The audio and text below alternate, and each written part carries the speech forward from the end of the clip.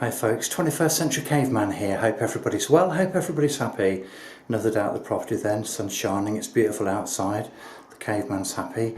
So back in the kitchen, I just want to remove this unit here.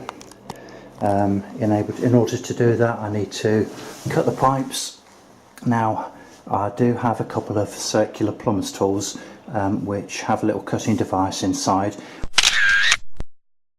One cuts, the other deburrs, but I've forgotten it. So what I'm going to have to do is to use a junior hacksaw to cut those pipes.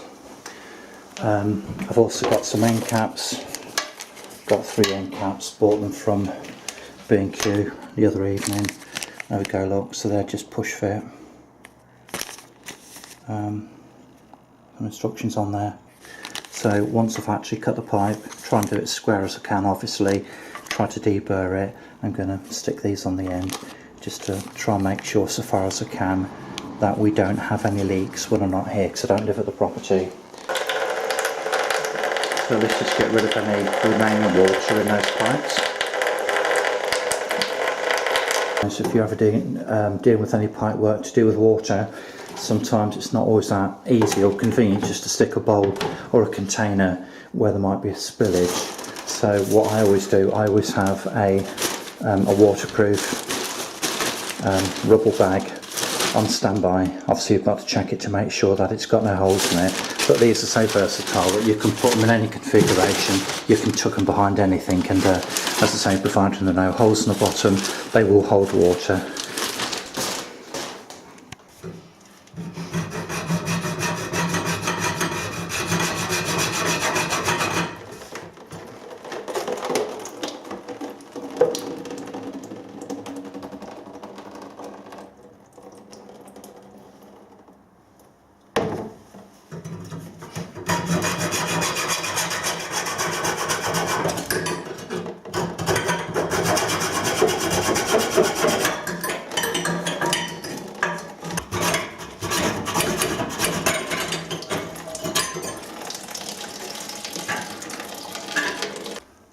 Just thought I'd mention, if I haven't done so already, that I have actually also shut the water off on the pipe work at these junctions here.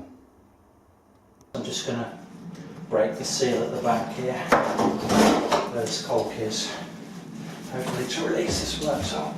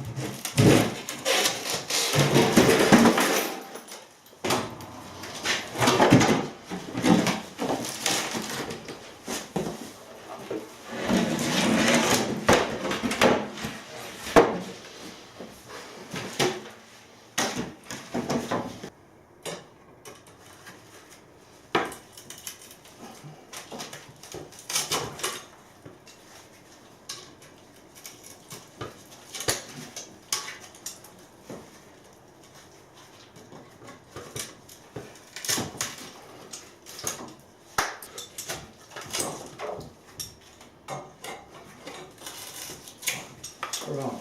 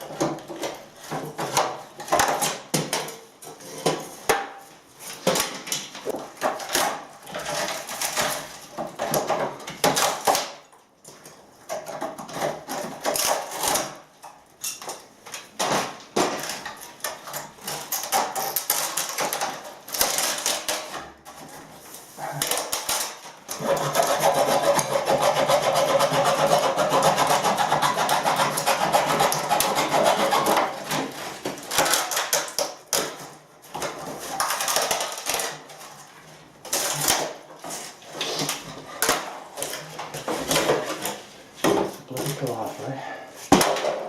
Right, okay, so we've got a couple of vent holes there. So I'm going to need to fill those in with some bricks and mortar. Then just basically plaster over the top of it. But I do need another sort of a grate on there.